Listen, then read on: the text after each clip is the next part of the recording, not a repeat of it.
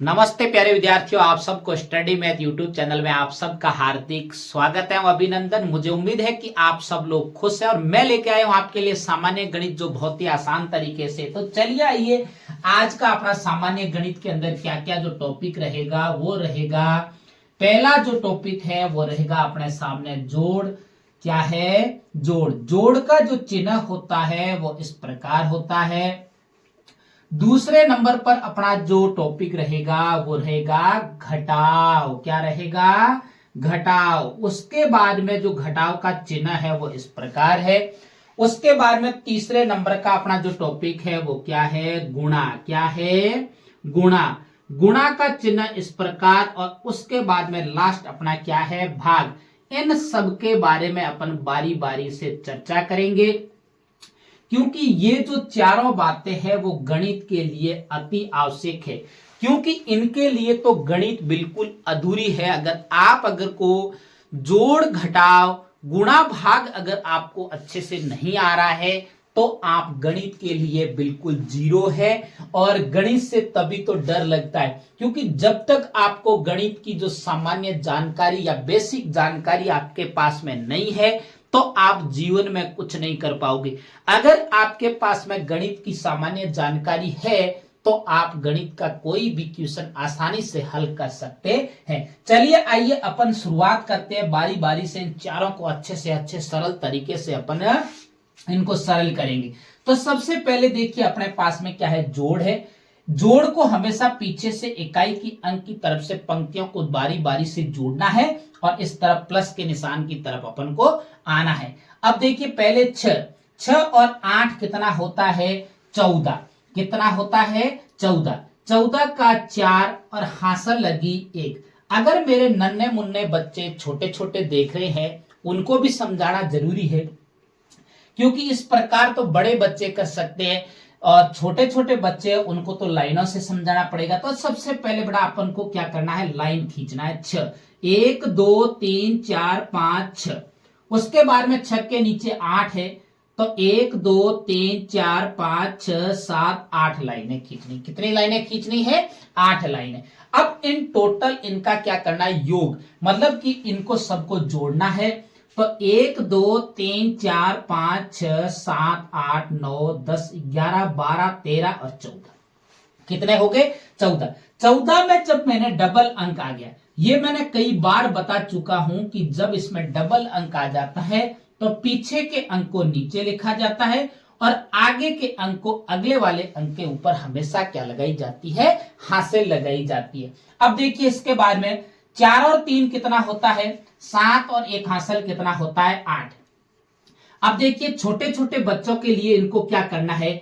सबसे पहले 4 लाइनें खींचनी है, उसके बाद में 3 लाइनें खींचनी है और उसके बाद में 1 लाइन खींच के हासिल साथ में जोड़ना जरूरी। अक्सर कई बच्चे यहीं पे गलती करते हैं कि वो हासिल जोड़ना क्या करते हैं? भूल जाते हैं। और इन सबको जोड़ोगे तो अपना कितना आएगा?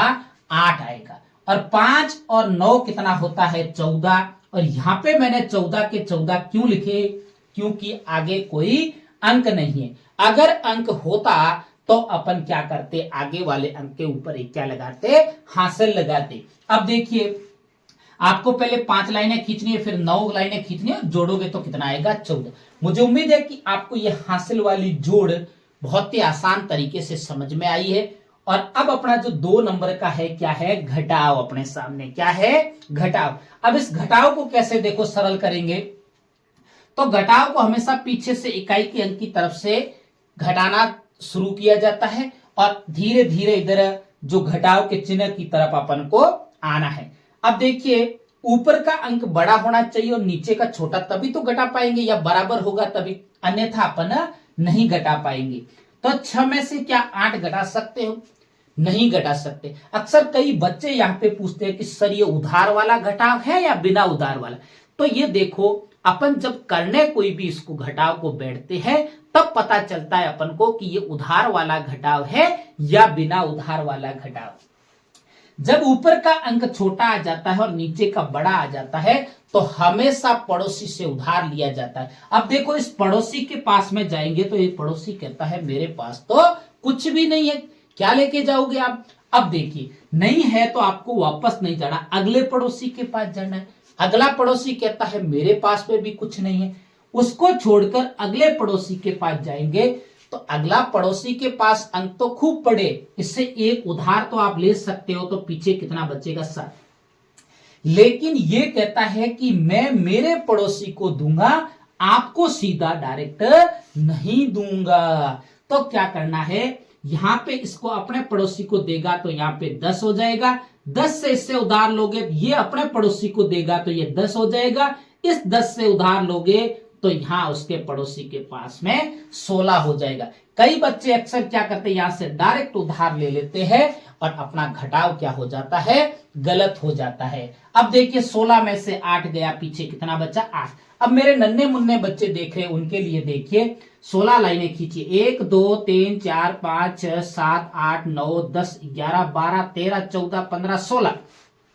16 में से 8 लाइनें मिटानी है, 1 2 3 4 5 6 7 8, 1 2 3 4 5 6 7 8, पीछे कितनी बची 8। मुझे उम्मीद है कि आपको यहां तक बहुत आसानी से ये घटाव समझ में आया है।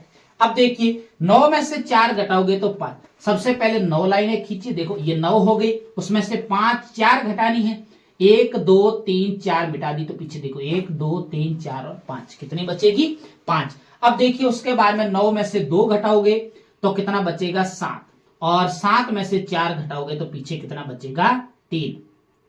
मुझे उम्मीद है कि आपको ये उधार वाला घटाव बहुत ही आसान तरीके से समझ में आया है। अब देखिए उसके बाद में 3 नंबर पे अपना क्या है, गुणा। क्या है, गुणा। गुणा का जो चिन्ह है वो इस प्रकार है, इसको मल्टीप्लाई के इंग्लिश में इसको क्या कहा जाता है, मल्टीप्लाई। अब देखिए उसके बाद में देखो 5 का जब 4 से गुणा करेंगे तो 5 चौके क्या होता है 20। 20 में जब डबल अंक आता है तो अगले वाले अंक पे क्या लगेगी, हासिल।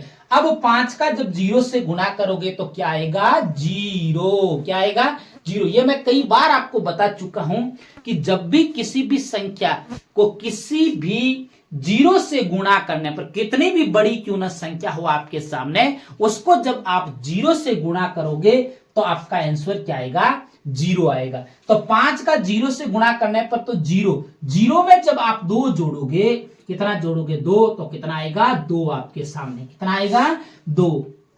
यहां 0 मत लिख देना क्योंकि ऊपर हासिल है और इसको जोड़ने पर हमेशा जितने 0 में अंक जोड़े जाते हैं उतना अंक आता है। तो 0 में 2 जोड़ा तो अपने सामने 2, और 5 तिया कितना होता है 15। यहां मैंने 15 के 15 क्यों लिखे, डबल अंक आने पर तो हासिल जानी चाहिए, लेकिन यहां पे आगे कोई अंक नहीं था। तो मुझे उम्मीद है कि आपको ये गुणा बहुत ही आसान तरीके से समझ में आया। अब देखिए अपना इसके बाद में अगला देखिए क्या है, भाग है अपना। क्या है, भाग। भाग को देखो कैसे सरल करना है। सबसे पहले एक अंक में भाग नहीं जा रहा है क्योंकि भार के जो भाजक से अंदर वाला जो भाज्य अंक है वो क्या है, छोटा है, तो भाग नहीं दे सकते। तो अपन पहली बार में डबल अंक लेंगे तो यहां हो जाएगा 16। अब 8 का पाड़ा बोलना है, 16 से ज्यादा नहीं होना चाहिए। तो 8 एकम 8 और 8 दूनी कितना होता है 16। मतलब कि जितनी अंगुलियां ऊपर है वो तो यहाँ पे लिखेंगे और यहाँ पे कितना लिखेंगे 16। अब यहां से घटाएंगे, 6 में से 6 गया 0, 1 में से 1 गया, कितना बचा 0। अब आपको क्या उतारना है, एक अंक ही एक साथ में उतारना है, डबल अंक कभी भी नहीं उतारना। देखो यहां 0 हो और यहां से एक अंक कोई भी उतारा गया और वो अंक भार के भाजक से, अक्सर बच्चे यहां पे बहुत ज्यादा गलतियां करते। यही भाग बड़े बड़े बच्चे, आप 10th क्लास 12th क्लास में पढ़ने वाले बच्चों को ऐसा भाग देना वो नहीं कर पाएंगे। 90% बच्चे इन भागों को नहीं कर पाएंगे। देखिए वो क्या करते हैं, जब यहाँ भाग टूट जाता है तो सीधा डायरेक्ट यहाँ पे 16 6 उतार देते, 16 हो जाता है और भाग देने पर आपका भागफल में जो उत्तर आया वो क्या हो जाता है, गलत हो जाता है। तो जब ये छोटा हो जाता है तो इसके बदले भागफल में क्या लगाया जाता है, शून्य लगाया जाता है, इसको टूटा हुआ भाग बोला जाता है। और उसके बाद में यहाँ 6 उतारा जाता है। अब 16 हो गए और 8 दूनी 16, और यहाँ पे कितना आएगा 16। 6 में से 6 गया 0, 1 में से गया 0, ये भाग हो गया। नहीं तो यहाँ पे आपके अगर 0 नहीं लगाते तो आपके 22 उत्तर आता और 22 उत्तर क्या हो जाता, गलत हो जाता। मुझे उम्मीद है कि आपको जोड़ घटा और गुणा भाग बहुत ही आसान तरीके से समझ में आया। आप भी ऐसे प्रयास करते रहना। जो बच्चा प्रयास करता है वो सफलता को हासिल करता है।